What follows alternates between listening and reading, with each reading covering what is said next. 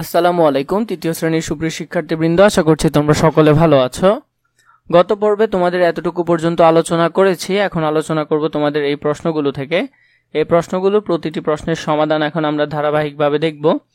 গত পর্বে আমরা এই 12টি আলোচনা করে ফেলেছি, তাই এটি এখানে দিব না, তোমাদেরকে ডিরেক্ট প্রশ্নগুলো সমাধান দিয়ে দিব। চলো আমরা দেখে নিই। 8টি আম দুজনকে সমান ভাগে ভাগ করে দেওয়া হলো, প্রত্যেকে কয়টি করে আম পাবে। সমাধানে দেখো, দুজনে আম পায় 8টি, তাহলে একজনে আম পাবে 8 ভাগ 2টি সমান কয়টি? 4টি আম পাবে।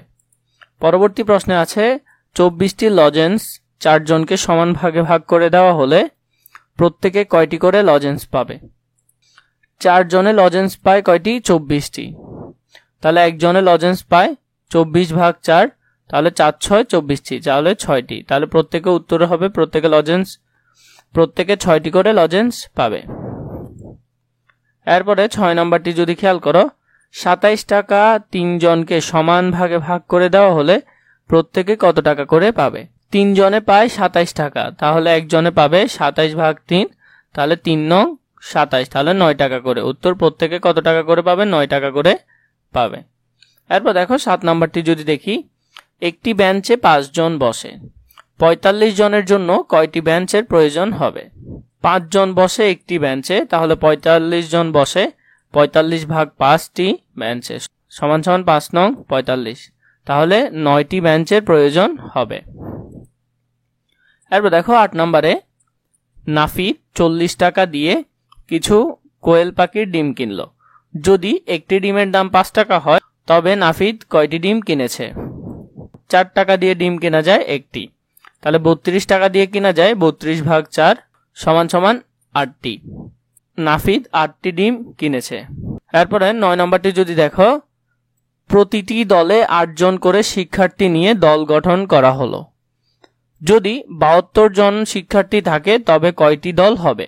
8 জনের দল হয় একটি, 72 জনের দল হবে 72 ভাগ 8টি সমান 72কে 8 দিয়ে ভাগ করলে 8 নং 72 9টি, সুতরাং 9টি দল হবে। 10 নম্বরটি খেয়াল করো, সাদিদ 54 পৃষ্ঠার একটি বই পড়েছে।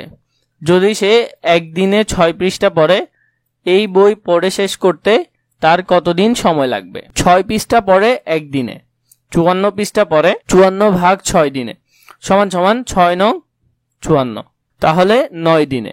বইটি শেষ করতে তার 9 দিন সময় লাগবে। এরপর দেখো 11 নম্বরটি, একটি প্যাকেটে 8টি বিস্কুট আছে। একজন বালিকা বিস্কুটের 2টা প্যাকেট কিনলো, তাহলে একটা প্যাকেটে যদি 8টা থাকে, 2 প্যাকেটে বেশি থাকবে, 8 দুগুণে কত? 16টা। সে মোট কতগুলো বিস্কুট কিনলো। একটি প্যাকেটে আছে 8টি বিস্কুট, 2টি প্যাকেটে আছে 8 গুণ 2, 8 গুণ 2টি বিস্কুট সমান 8 দুগুণে 16টি বিস্কুট। বালিকাটি মোট 16টি বিস্কুট কিনলো। এরপর দেখো 13 নম্বরে কি বলেছে, একটি শ্রেণীতে 45 জন শিক্ষার্থী আছে।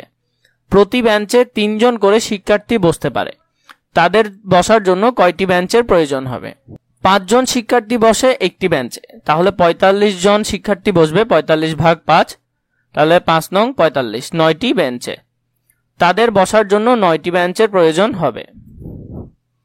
লাস্ট 14 নম্বরটি দেখো, 48টি পেয়ারা 6 জনের মধ্যে সমান ভাগে বিতরণ করা হলো।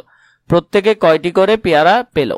6 জনে পেয়ারা পায় 48টি, একজনে পেয়ারা পায় 48 ভাগ 6টি সমান কত? 6 8 48, তাহলে 8টি। প্রত্যেকে 8টি করে পেয়ারা পেল।